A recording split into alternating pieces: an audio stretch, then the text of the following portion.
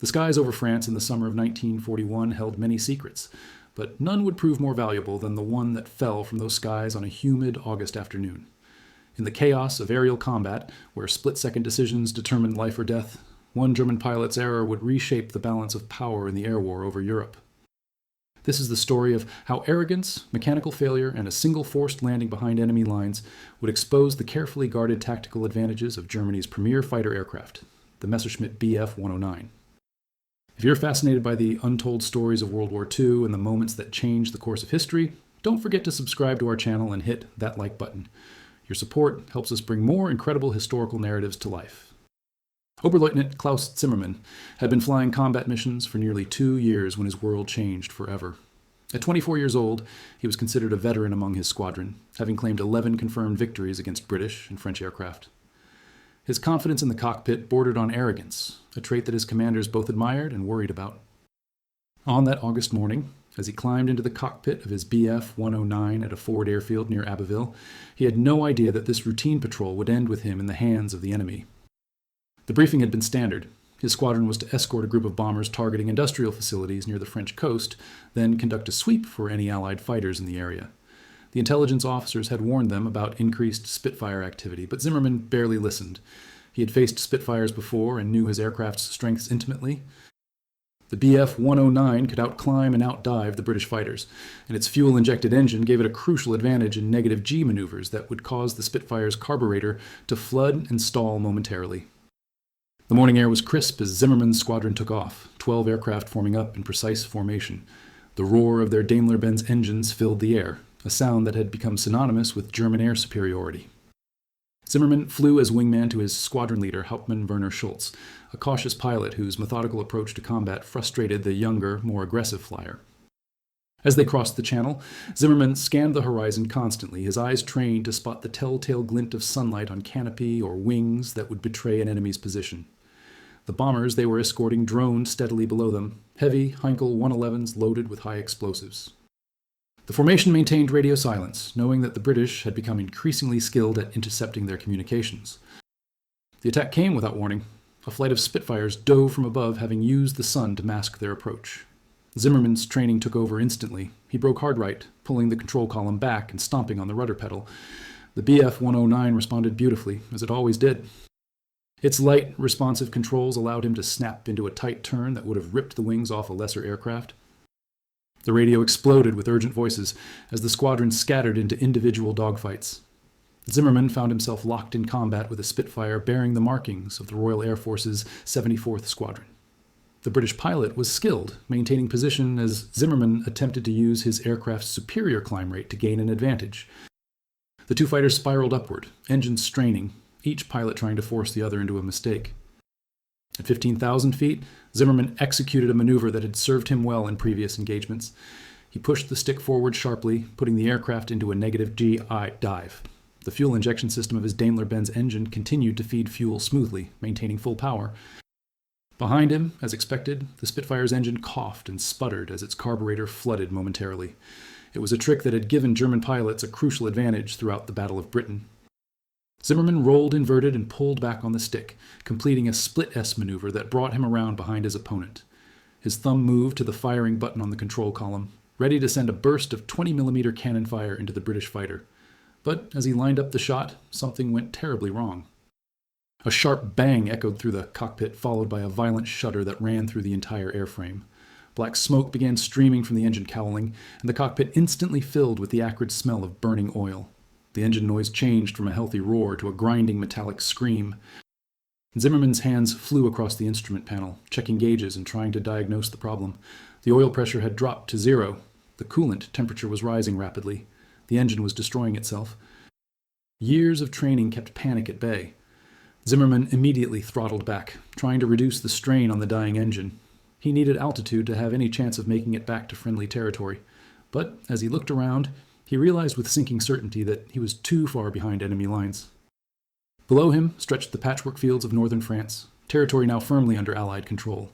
His squadron had scattered during the dogfight, and he could see no friendly aircraft nearby. The engine seized completely 30 seconds later. The propeller windmilled uselessly in the slipstream as Zimmermann assessed his options. He was at 12,000 feet with no power, deep in enemy territory. Bailing out would mean certain capture, but at least he would survive. Trying to glide back to German lines was impossible at this distance. His only real choice was to find a suitable field and attempt a forced landing. As the Bf-109 descended in an eerie silence, broken only by the whistle of wind over the wings, Zimmermann spotted a large meadow near a small village. The field appeared flat and long enough for landing. He had no choice. He banked toward it, managing his speed and altitude carefully. Without power, he would only get one chance. The landing gear extended with a reassuring thunk. Zimmermann lined up on the field, using every bit of his skill to judge the approach. The ground rushed up to meet him. At the last moment, he pulled back gently on the stick, bleeding off speed. The wheels touched down hard, and the aircraft bounced once before settling. Zimmermann stood on the brakes as the fighter rolled across the uneven ground. It finally came to rest barely 50 meters from a stone wall at the far end of the field. For a moment, Zimmermann sat in stunned silence. He had survived. But as that realization sank in, another, more terrible one followed. He was now a prisoner, and his aircraft, Germany's most advanced fighter, was intact in enemy hands. Everything about the Bf-109 that made it superior to Allied fighters was now available for examination. The fuel injection system, the engine specifications, the gunsight technology, the armor placement, the control systems, every tactical advantage was about to be laid bare. His hand moved to the cockpit pistol, the standard-issue Walter PPK that every Luftwaffe pilot carried. Standard procedure was to destroy sensitive equipment before capture. He should set fire to the aircraft, but even as he thought it, he could see figures running across the field toward him. British soldiers, dozens of them, were already close enough that any attempt to sabotage the aircraft would likely result in his being shot before he could accomplish anything. Zimmermann climbed slowly from the cockpit, raising his hands above his head. The soldiers surrounded him quickly, weapons trained on him from every direction. A young lieutenant stepped forward, speaking in heavily accented German. "You are now a prisoner of war. You will not be harmed if you cooperate." Zimmermann nodded, saying nothing. As the soldiers led him away, he glanced back at his aircraft. It sat there in the French meadow, looking almost peaceful in the afternoon sunlight. He had failed in the most catastrophic way possible. The shame of it burned worse than any injury. The aircraft was surrounded by guards within the hour. By the next morning, a recovery team from the Royal Air Force had arrived to transport it to a secret facility in England. The news of the capture spread quickly through intelligence channels. An intact Bf-109, the most feared fighter in the German arsenal, was now in British hands. Wing Commander David Harrington was 41 years old and had spent most of his career in aircraft design and testing.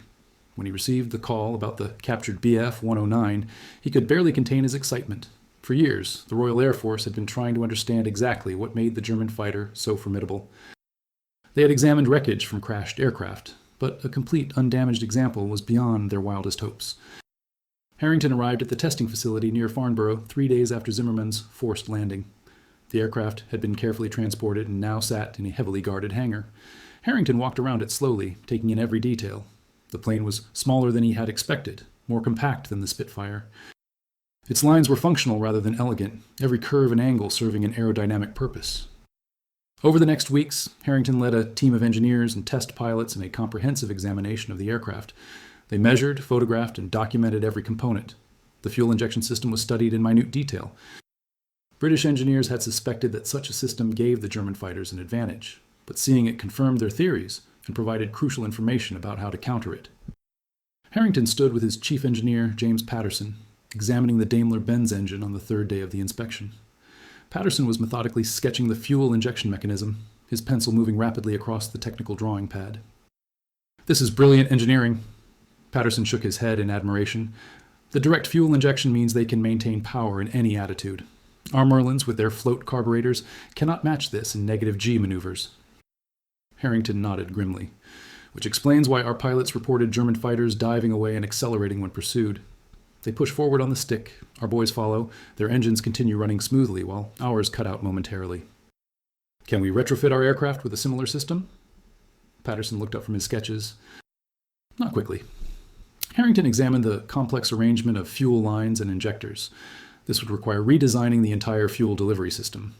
But we can work with Rolls-Royce on developing an improved carburetor with a negative G valve. In the meantime, we need to train our pilots to understand this limitation and avoid pursuing German fighters in negative G dives. The Bf-109's armament layout was particularly revealing. The cannon firing through the propeller hub and the machine guns mounted in the engine cowling were examined extensively. The engineers noted how this centralized armament gave the German pilot excellent accuracy compared to the Spitfire's wing-mounted guns, which had to be harmonized to converge at a specific distance. Lieutenant Commander Sarah Collins, one of the few women working in the Technical Analysis Division, spent hours examining the gun synchronization mechanism. She had a degree in mechanical engineering from Cambridge and had been recruited specifically for her expertise in weapon systems. The synchronization gear is quite sophisticated. She explained to Harrington during an afternoon briefing. The cannon fires through the propeller arc without any risk of hitting the blades. The timing mechanism is precisely calibrated to the engine speed. What are the implications for our aircraft design? Harrington leaned forward, studying the diagrams Collins had prepared. The centralized armament means German pilots do not need to worry about convergence distance. Their rounds go exactly where they aim at any range. Our pilots must set their guns to converge at a specific distance, typically 250 yards. Inside or outside that range, their effectiveness drops significantly. So, if a German pilot can engage from long range or very close range, they have an advantage. Harrington made notes on his pad. Precisely. Collins tapped the diagram. Additionally, the cannon provides much more destructive power than our rifle-caliber machine guns. A few direct hits from that 20mm cannon can destroy an aircraft, while our guns require sustained fire to achieve the same effect. Perhaps most valuable was the information gained from flight testing. A British test pilot, squadron leader Thomas Mitchell, was selected to fly the captured aircraft. Mitchell was an experienced combat pilot who had faced Bf 109s in aerial combat and understood their capabilities from first-hand experience. He had flown Spitfires operationally with 74 Squadron and had 3 confirmed victories against German aircraft. The night before the test flight, Mitchell sat in his quarters reviewing every detail he had learned about the Bf 109. He studied German flight manuals that had been translated by intelligence services. He memorized the emergency procedures. He went over the instrument panel layout until he could locate every gauge and control with his eyes closed. The weight of what he was about to do pressed heavily on him. This was not just a test flight, it was an opportunity to understand the enemy in the most intimate way possible, to see the war from their perspective. Mitchell's first flight in the German fighter was scheduled for a clear morning in September. As he strapped into the cockpit, he felt a strange mix of excitement and unease. He was about to fly an enemy aircraft, to experience firsthand what German pilots felt every time they went into combat. The instruments were labeled in German, but he had spent hours studying the layout and felt confident he understood the controls. The cockpit was smaller than the Spitfires, more cramped. The seat position felt different, giving him a slightly different perspective. He could smell oil and hydraulic fluid, mixed with a distinctive odor of German rubber and fabric. His hands found the controls naturally. The throttle on the left, the control column in the center, the rudder pedals beneath his feet. Everything was familiar yet foreign at the same time. The engine started with a deep, powerful roar. Mitchell taxied carefully to the end of the runway, getting a feel for the ground handling. The visibility over the long nose was poor, requiring him to weave back and forth to see ahead. At the runway threshold, he opened the throttle fully and released the brakes. The acceleration was immediate and impressive. The Bf 109 leapt forward, and Mitchell felt himself pressed back into the seat. The tail came up almost immediately, improving forward visibility. At 90 miles per hour, he eased back on the stick, and the fighter lifted smoothly into the air. The initial climb rate was exceptional, far better than the Spitfire. He felt as if the aircraft was eager to climb, pulling upward with barely any back pressure on the stick required.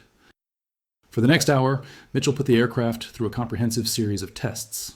He explored its handling characteristics at various speeds and altitudes. He executed rolls, loops, and dives. He tested the stall characteristics and the response to control inputs. Every maneuver provided valuable data that would help Allied pilots counter the German fighter's advantages. At 8,000 feet, Mitchell performed a series of aileron rolls. The Bf 109 responded crisply, rolling faster than any aircraft he had flown before. The light control forces meant he could execute rapid direction changes with minimal effort. He tried a loop, pulling back smoothly on the stick. The aircraft tracked perfectly, maintaining its flight path through the vertical without any tendency to fall off to one side. Then he tested what British pilots feared most, the negative G dive. Mitchell pushed the stick forward abruptly, creating negative G forces. The aircraft responded instantly, nosing over sharply, and the engine continued running smoothly, maintaining full power throughout the maneuver. Mitchell felt a chill run through him. How many British pilots had died because their engines cut out for just a second or two when pursuing a German fighter in such a dive? He climbed back to altitude and performed a series of stalls, approaching them from different configurations and power settings. The Bf 109 gave little warning before stalling. The wing would suddenly drop, usually the left wing, creating a sharp roll that could be dangerous if the pilot was not prepared. Mitchell made careful notes in his mind about this characteristic. British pilots needed to know about this behavior so they could exploit it in combat. The debriefing after the flight lasted for hours. Mitchell described every aspect of flying the Bf 109 in detail. Harrington and his team listened intently, taking copious notes. Collins asked specific questions about the gun sight and how easy it was to track a target. Patterson wanted to know about engine temperature management and cooling system efficiency. The light, sensitive controls that make it so maneuverable at high speeds become heavy and sluggish at low speeds, Mitchell explained, gesturing with his hands to illustrate. In a slow-speed turning fight, the Spitfire has the advantage. Its controls remain responsive at lower speeds, and it can turn inside the Bf 109's turning circle. What about visibility? Harrington asked. How does it compare to our fighters? Better in some ways, worse in others. Mitchell replied, the canopy provides excellent visibility to the sides and above, but that long nose creates a significant blind spot ahead and below, particularly during takeoff and landing. I had to weave constantly during taxi just to see where I was going. And the landing? Collins looked up from her notes. Tricky. Mitchell's expression was serious. The narrow landing gear track makes it unstable on the ground. A crosswind landing would be challenging.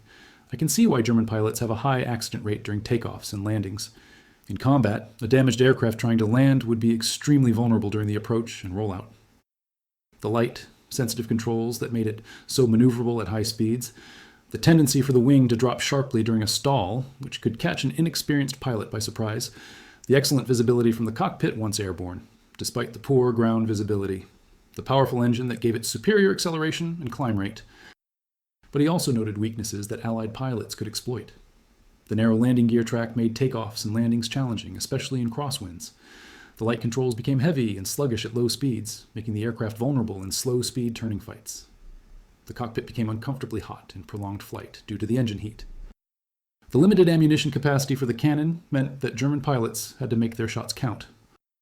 This information was compiled into detailed reports that were distributed to Royal Air Force squadrons.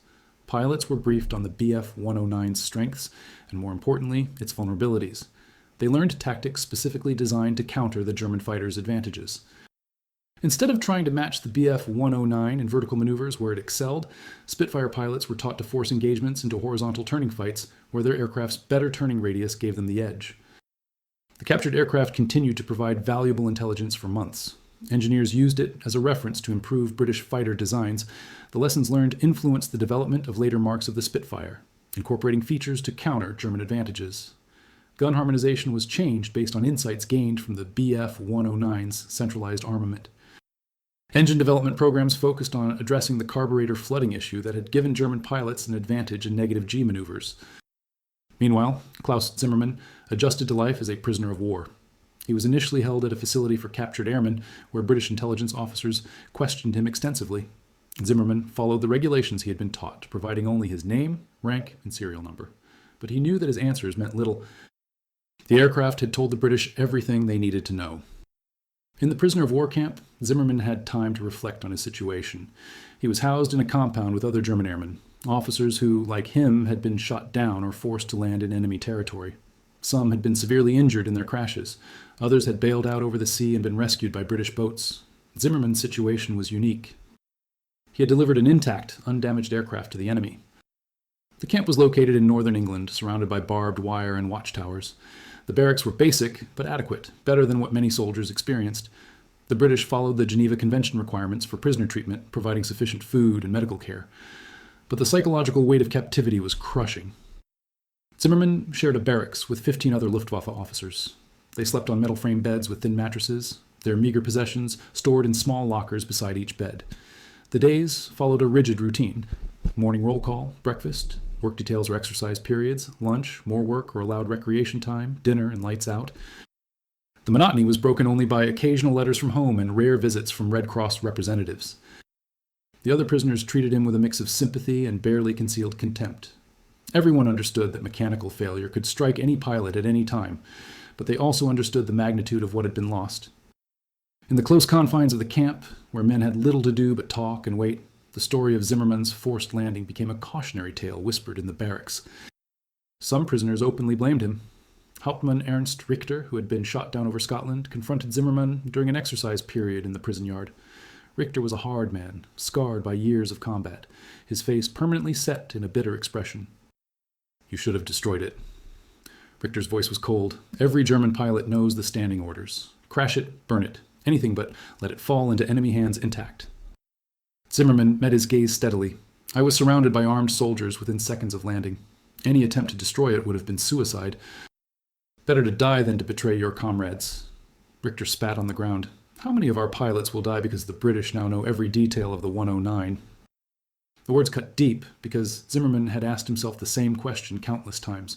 He had no answer that satisfied his accusers, or more importantly, that satisfied himself. Captain Friedrich Weber had been shot down over London during the Blitz. He had burns covering 30% of his body and had spent weeks in a British hospital before being moved to the prisoner camp. He approached Zimmerman one evening as the younger pilot sat alone, staring at the wire fence that marked the boundary of their world. "You cannot blame yourself for an engine failure." Weber's voice was gentle but firm. "Any one of us could have been in your position." Zimmerman did not look at him. "But it was my aircraft that they captured, my mistake that gave them everything." Weber sat down beside him. "What would you have done differently? Set it on fire while surrounded by armed soldiers? That would have accomplished nothing except getting you killed." "I should have destroyed it before landing. I had time. I could have rolled it inverted, let it crash." Zimmerman's voice was hollow. "Instead, I set it down as gently as if I were landing at my own airfield. And saved your life in the process." Weber's scarred face was earnest. "The war will end someday. You will go home. Your family will see you again. Is that not worth something? Is it worth the lives of the pilots who will die because of what I gave the enemy?" Zimmerman finally turned to face Weber. "Is my survival worth that price?" Weber was quiet for a long moment. "None of us can know the full consequences of our actions. We make choices with limited information in impossible circumstances. You chose to survive. That is not a crime. That is being human." But Zimmerman could not shake the weight of what he had done. He learned through the prisoner grapevine that his squadron had been told he had been killed in action. The story was that he had gone down fighting, taking an enemy aircraft with him. It was a comfortable lie, one that spared his family some of the shame. But Zimmerman knew the truth. He had not gone down fighting. He had landed his aircraft behind enemy lines and handed it over intact. The winter of 1941 into 42 was particularly difficult. The unheated barracks were bitterly cold, and prisoners huddled under thin blankets trying to stay warm. Food rations were reduced, as Britain itself struggled with shortages from the German blockade. Zimmerman lost weight, his cheeks becoming hollow, his uniform hanging loose on his frame. During those long winter nights, unable to sleep from cold and guilt, Zimmerman would lie awake thinking about his squadron. Were they still flying missions over Britain? How many had been killed or captured since he had been shot down? Did they curse his name when they gathered in the officers' mess? Or had they simply forgotten him, moved on to focus on their own survival? Letters from home provided both comfort and pain. His mother wrote cheerfully about trivial matters, trying to maintain normalcy in her correspondence. She described the weather, the neighbors, the small victories of daily life in wartime Germany.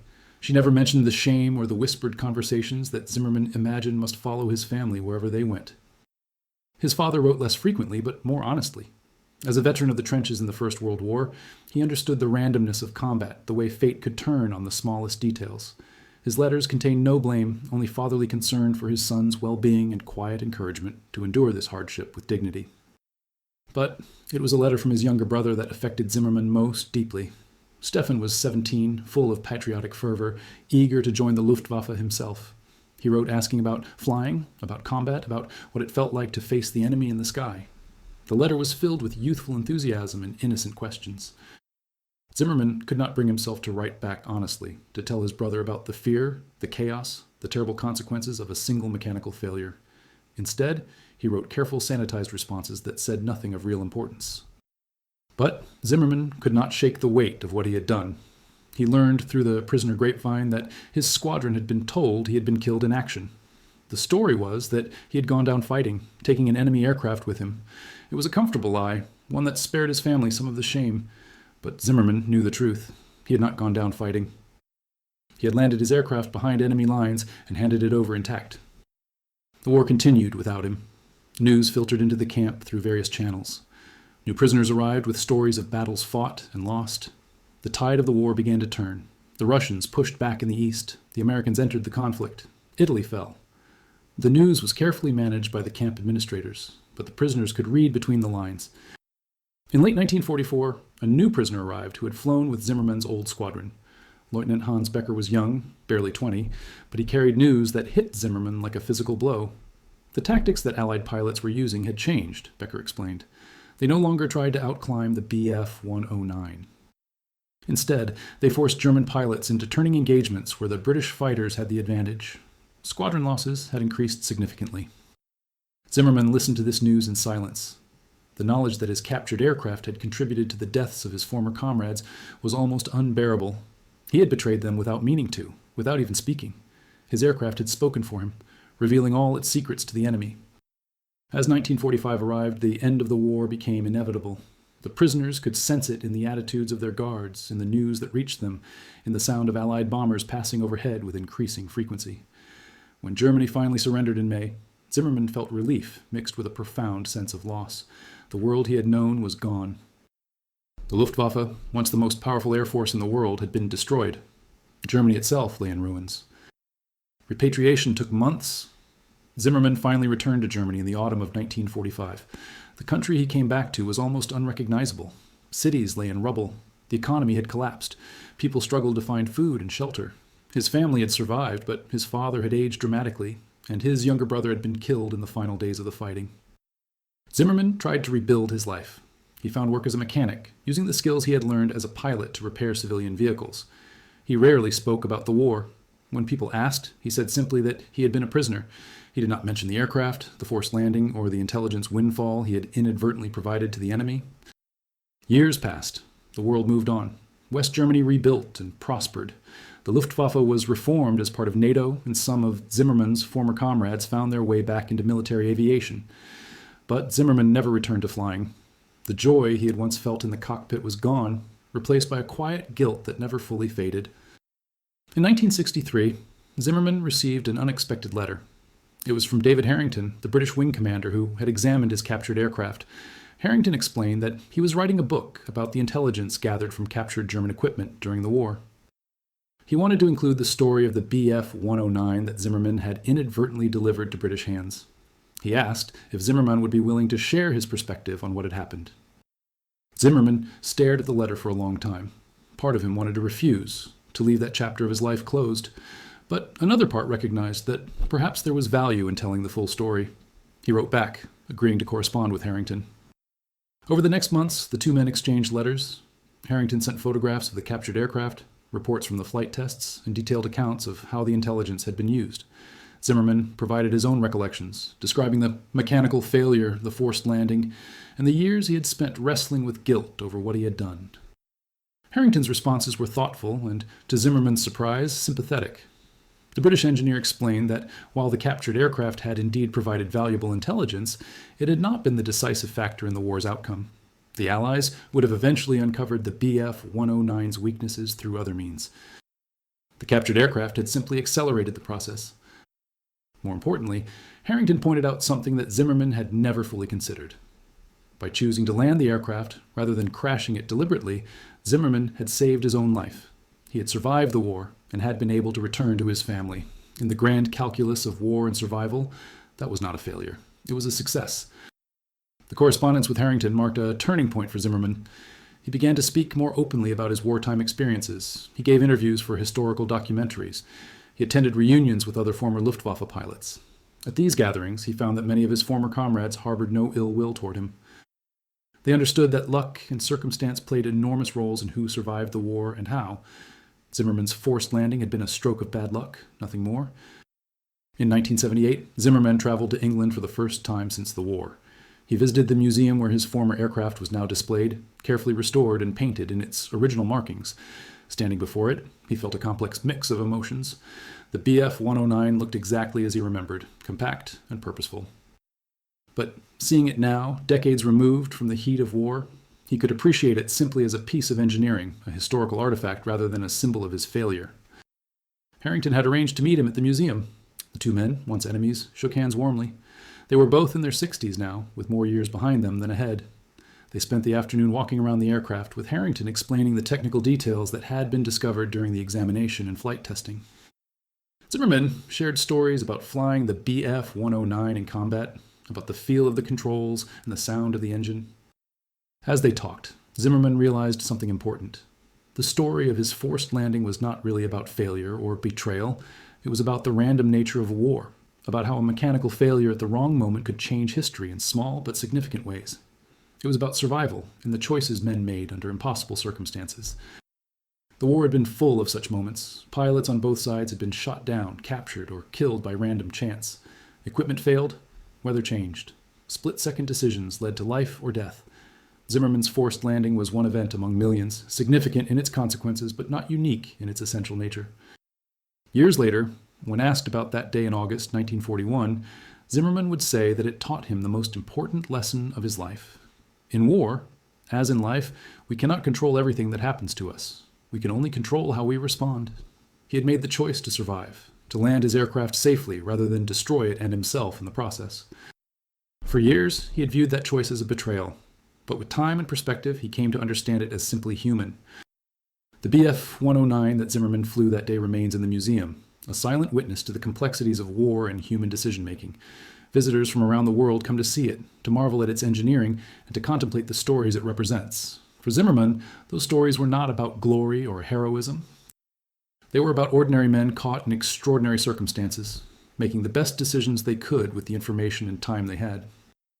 Klaus Zimmermann passed away in 1994 at the age of 77. In his final years, he had found a measure of peace with his wartime experiences. He had come to understand that the forced landing which had haunted him for so long was simply one moment in a long life. It did not define him any more than any single moment defines any of us. We are the sum of all our choices, all our experiences, all the ways we respond to the circumstances life presents. The legacy of that August day in 1941 extends beyond one man's story. The intelligence gathered from Zimmermann's aircraft contributed to tactical innovations that saved Allied pilots' lives. It influenced aircraft design decisions that improved subsequent generations of fighters. In the vast machinery of industrial warfare, it was one small cog, but a significant one nonetheless. Perhaps the real lesson of Zimmermann's story is not about military intelligence or aerial combat tactics. It is about how we make sense of the consequences of our actions, particularly when those consequences extend far beyond our control or intention. Zimmermann did not choose for his engine to fail. He did not choose to land behind enemy lines. But he did choose to survive, and he spent the rest of his life learning to live with that choice and all that followed from it. In the end, that is all any of us can do. We face the circumstances we are given, we make the best choices we can in the moment, and then we live with the results. Sometimes those results haunt us. Sometimes they teach us. Often they do both. Klaus Zimmermann's forced landing in a French meadow in 1941 did all of that and more. It changed the course of aerial warfare in small but measurable ways. It shaped one man's life profoundly, and it stands now as a reminder that history is made not just by grand strategies and decisive battles, but by individual moments when ordinary people confront extraordinary situations and make very human choices about how to respond.